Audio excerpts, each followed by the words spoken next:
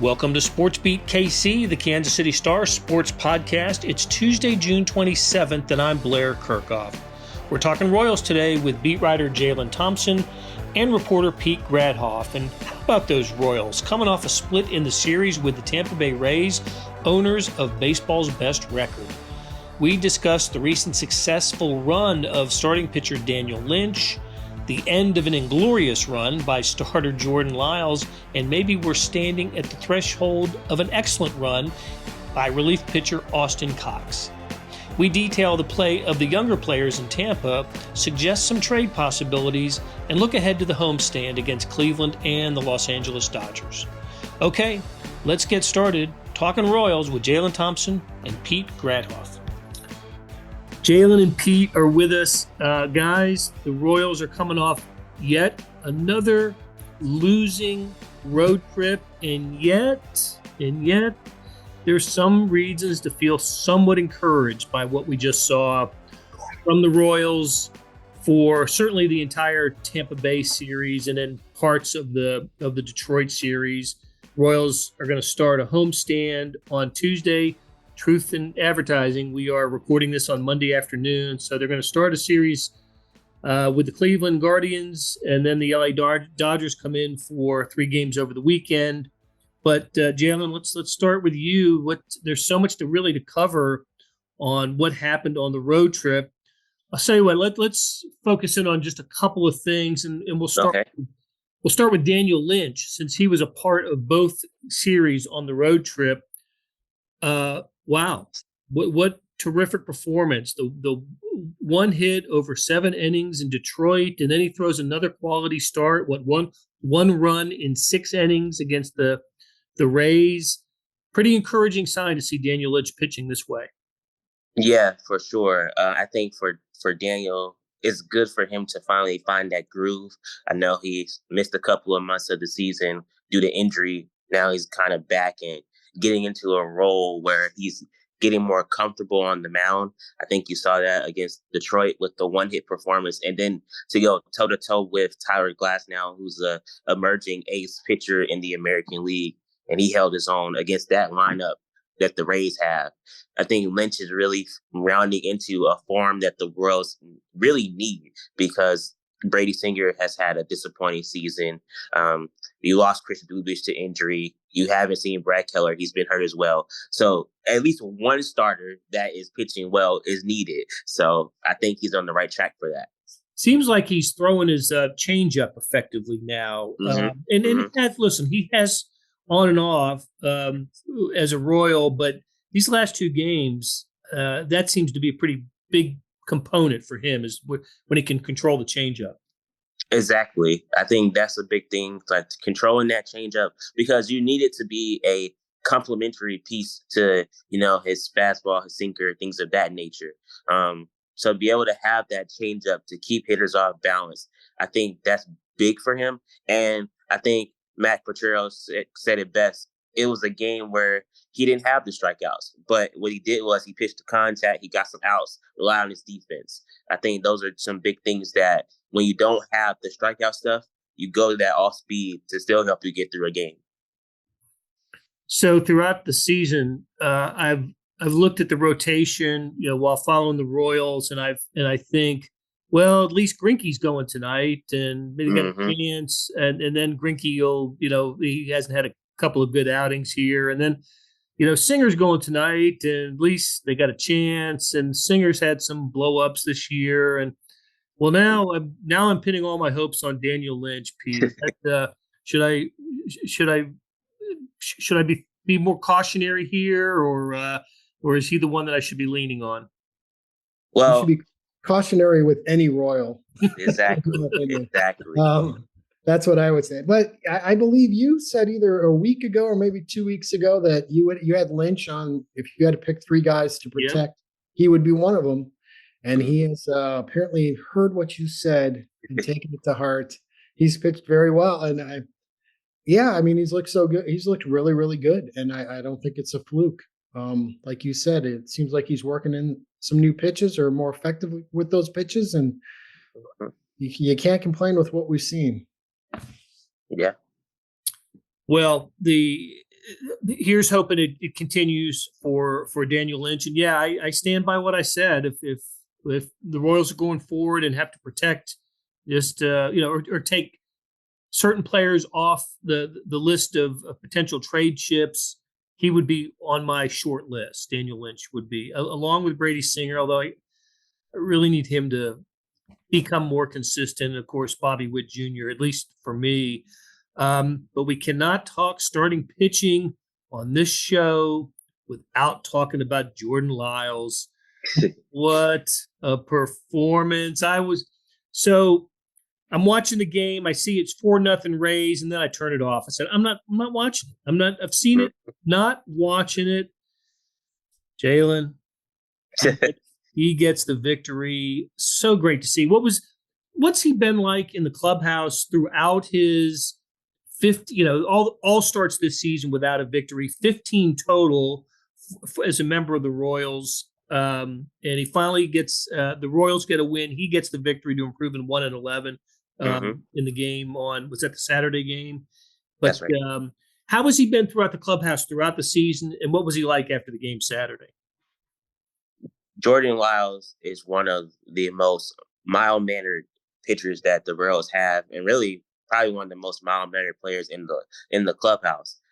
He doesn't get too high, doesn't get too low. He just has a nice, calm temperament, and he's very transparent about his year.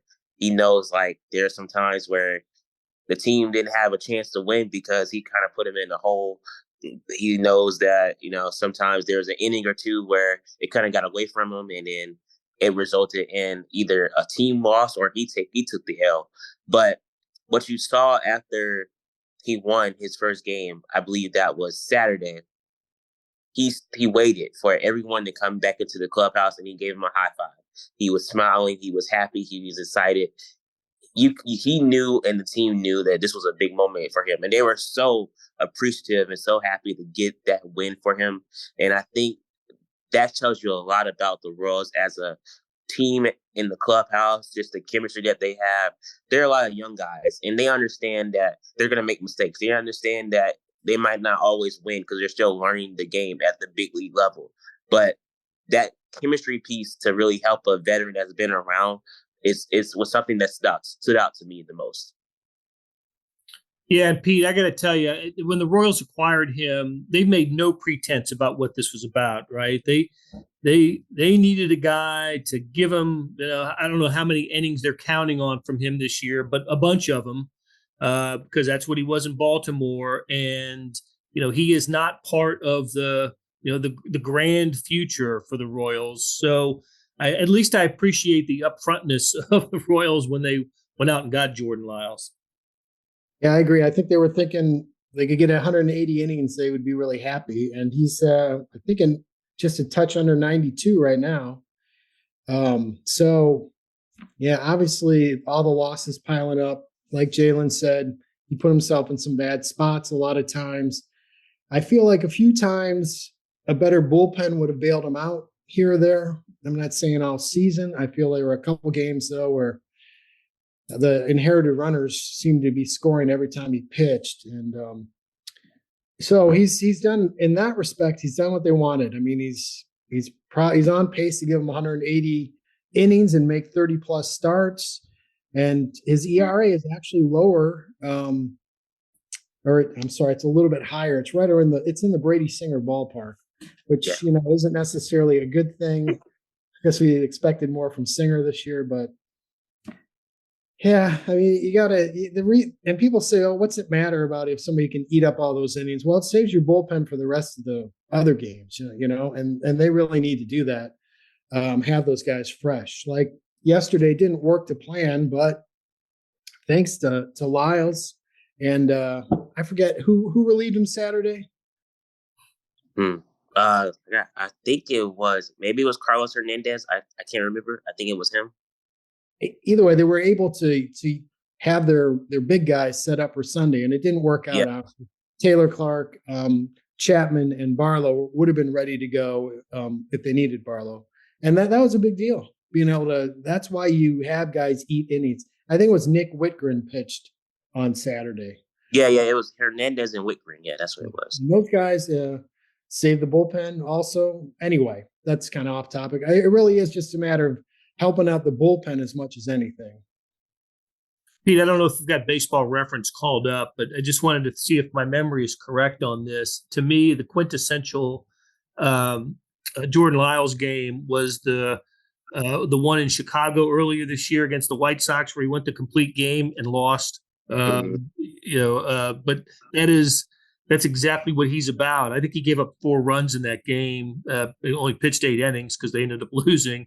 But yeah, he ate up innings. Bullpen got rested, and that's what he's about. He has certainly deserved a better record than what he has, a better fate. And it was great to see him smiling after the game. I heard Jaylon talking to him in the clubhouse there, and yeah, he does. He stand-up guy and is always there and tries to tell it like it is. So there's a lot of appreciation for Jordan Lyles.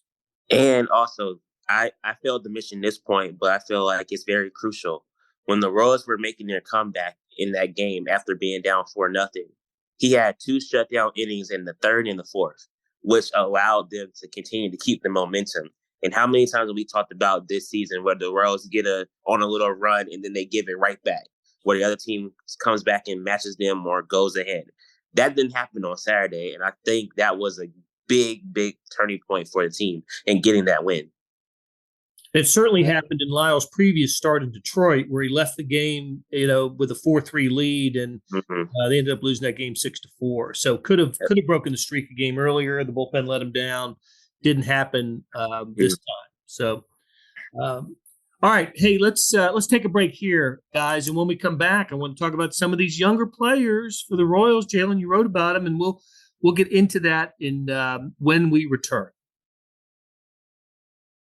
We're back on SportsBeat KC, the Kansas City Star Sports Podcast, and we're talking Royals with beat writer Jaylon Thompson and reporter Pete Grathoff. Jaylon, coincidentally, with the little bit of a mini run success for the Royals on the road trip was the play of some of the younger players. Drew Waters had a heck of a series, and good moments in that series by several players, Samad Taylor and Darian Blanco. Let's start with a pitcher, though, Austin Cox. All of a sudden, this record kind of creeps up on us, and he goes into, was it the opener? I forgot if it was the opening game or the second game, but he sets a major league record in the game with most batters faced to start a career without surrendering a base hit. Yep. Kind of incredible. They get to, I think, 39 hitters. I mean, if he had put this together in a game, he'd have had a no-hitter. So anyway, great start for Austin Cox. And what was the vibe about him on the night he set the record? Yeah, he set the record. I believe that was Friday night. That was the game where the Royals came back and they won pretty handily. No, that was Thursday night because they beat Shane McClanahan that night. That's right. It was Thursday. It was Thursday, the opener. But yeah, the vibe with Austin Cox was he was happy to have the honor. He just wanted to, say the standard, help the team win, and it's just I'm doing my job. But for his teammates, they were so happy for him because they know the work that he put in on this journey. I remember talking to Scott Barlow, and he said that he just has electric stuff. And it's all about him just pounding the strike zone and getting after it. And I think that's the epitome of what Austin Cox does. When he was chasing the record on Thursday, you started to see he was creeping up.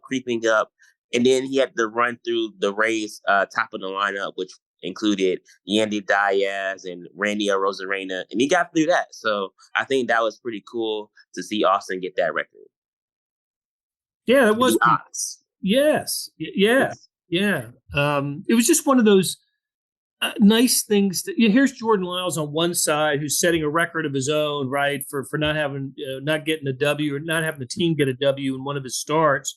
That was a record, right? 15 in a row to start a season, 15 starts. And then Austin Cox does what he did, and it did kind of sneak up on us a little bit. If you don't read the Royals game notes on a regular basis, this is not the kind of thing that I don't know if it got a mention on Sports Center or any of the national baseball shows, but pretty cool to have this kind of record. It's a legit record too. 39 hitters without giving up a hit. That doesn't happen. No, it actually did. It got mentioned on MLB Network. I was walking to the clubhouse and I saw it on one of the screens. I was like, oh, they're talking about the Royals. When's the last time that happened? So I thought it was pretty cool. It's cool because how many times have you seen just a little broken bat flare fall in behind the infield, or guy hits a mediumly hard ball right at a shortstop that when I'm any position, I don't want to throw Bobby Witt out, any position, and they bobble it and they safe and they end up giving them a base hit when it should be an error. I mean, it's just, there's so many easy ways, not easy, but fluky ways that guys seem to get on base. And for him to do that, I thought was really impressive as well. Yeah, like a swinging bunt or something, or just all sorts of ways you can get a base hit, and none of that happened in Austin Cox's debut. That's cool to see, and I agree with you, Jaylon. He looks effective. I mean, this doesn't look like just a fluky little streak. They may have something with him, Mike. Yeah, and I think it's pretty cool too that he was throwing to Freddie Fermin. Pretty much both times where he was getting the record. And Freddie and him have been throwing together since they were in rookie ball. So they have that great chemistry, and I think that kind of shows on the field as well. Okay. Hey, so before we leave the road trip, what is it with these outfielders not communicating? That is, gosh almighty, someone's going to get hurt out there. I don't know whatever happened to, I got it. Does that is the noise so loud at the Trop that that Olivares and Waters couldn't hear each other? Whoever was out there almost running into each other. What did what's the thought on that, Jaylon? Was there any discussion about that? Not that I particularly have heard about or anything like that. But I think at the Trop it's a dome stadium, so it's kind of hard to see the ball if it gets lost up at the top of the dome. But another thing is, I think they just have to have more time playing together. Drew Waters just came back. Edward Olivares, he's either in the lineup or he's DHing, and they have Samad Taylor out there or Darian Blanco in left. It's kind of hard to build that chemistry when there's not a consistent starter that's out there every single game. And the same thing with MJ Melendez. He's transitioning to be from a catcher to being a right fielder. So you just need that time and to really figure out, all right, who's in charge, who has the authority out there. It should be Drew Waters because he's the center fielder. But what if that changes when Kyle Isbell comes back? Now you got to go through the same thing again. So I just think the Royals have to really get on the same page with who's going to be in the outfield primarily and then work it from there. Well, Blair, I don't think anyone's ever said, was it too loud at Tropicana Field? But yeah, Jaylon's right. I think they haven't played a lot together, but some of that, it just seems like it is basic baseball 101. If you're the right fielder coming in that play in Detroit, the second baseman shouldn't be trying to make that play. Mm-hmm.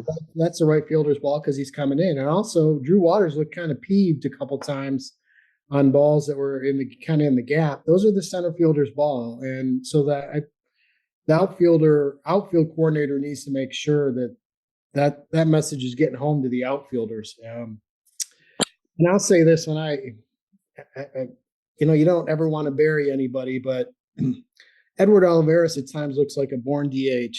And just things he does out in the outfield just make you shake your head. So yeah, that ball that got through his legs, that was ruled a double. I believe that was in Tampa Bay. Just a total misplay and just an indecision, right? You either wait for it to come to you, or you make a belly flop attempt, and he went kind of in between both of those, and proved really costly. So I agree, Pete. I think you've got to find a solution for Olivares. It hurts you defensively, and his bat's good enough to be part of the lineup. You want him in there, but homered the other day, but yeah, that is such a they've got gloves for the outfield, and those gloves need to be out there. So All right, so this time of year, until it happens, we need to continue to talk about potential trades and what's going on. It was great to see Aroldis Chapman throw well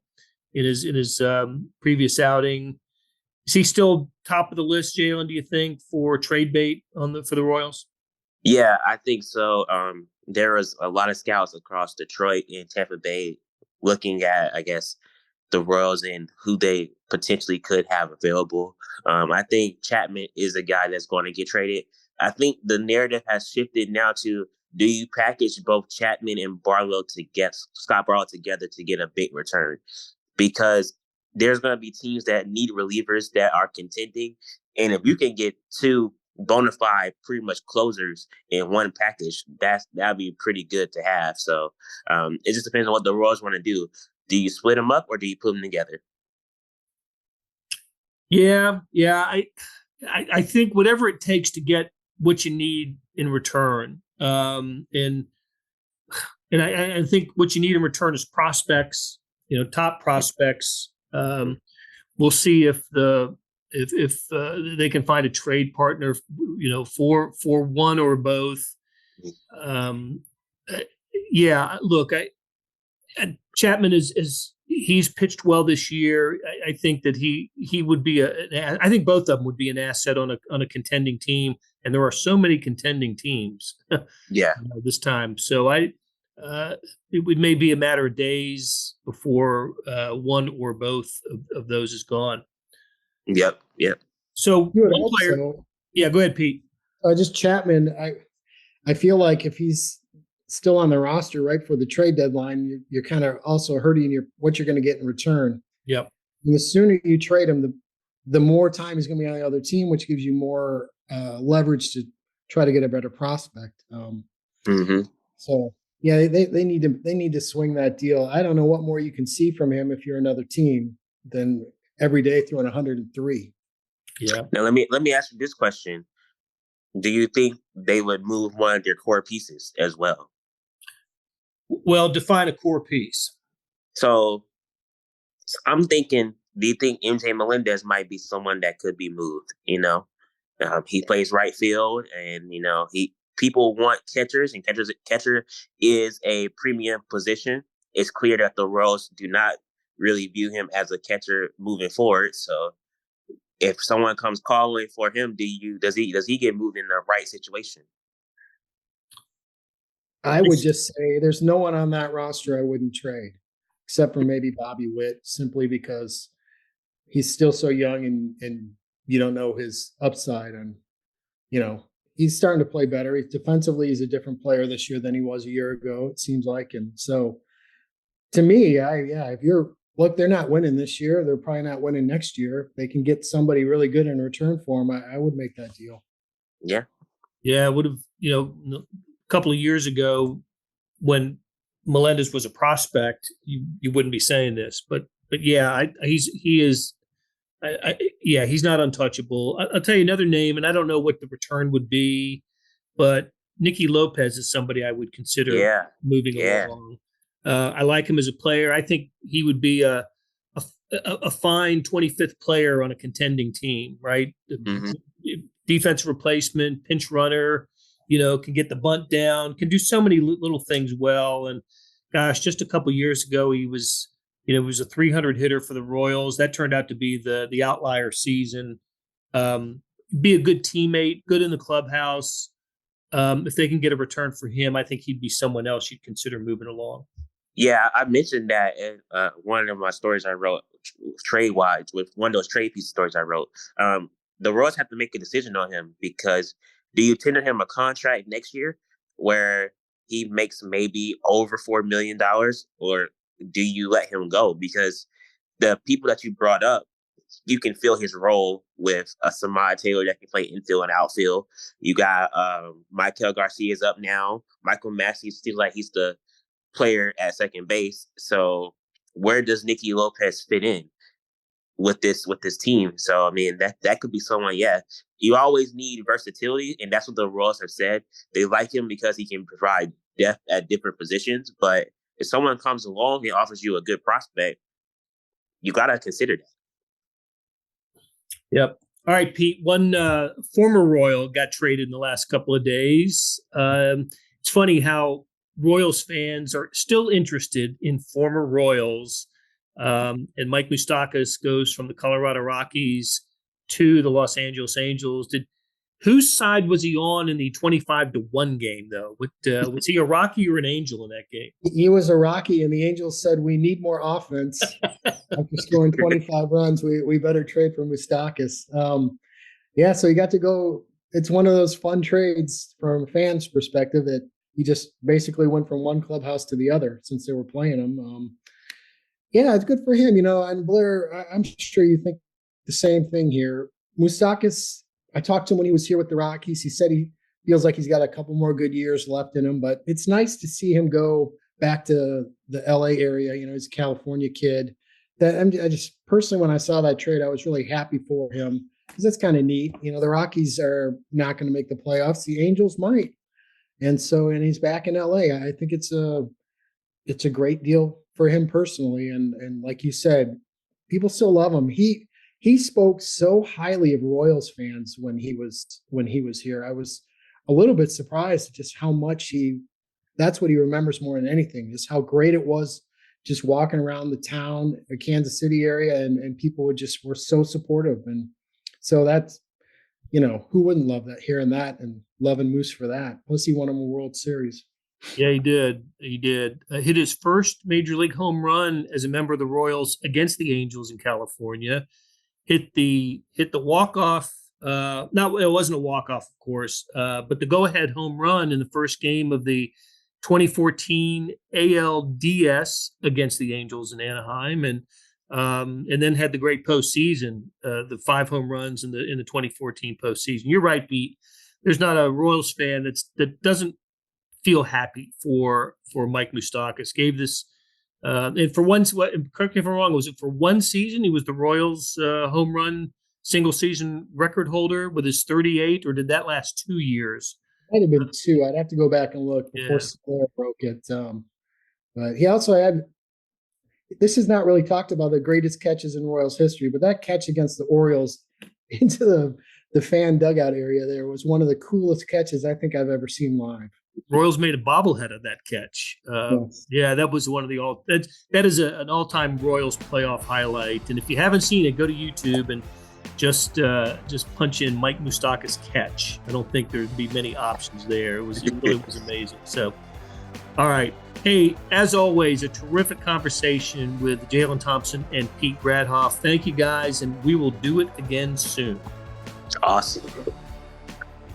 That'll do it for today. Big thanks to Monty Davis for producing the show and to our SportsBeat KC staff of Randy Mason, Jeff Rosen, and Scott Chasen. Tip of the cap to Jaylon Thompson and to Pete Grathoff for sharing their insights. A Morning Sports Edition is the nation's top digital sports section with complete coverage of national sports, local sports. You get columns, features, and box scores. See what I'm talking about at liveedition.kansascity.com. Thanks for listening, and we'll be back soon on SportsBeat KC with our regular conversation about sports in and around Kansas City.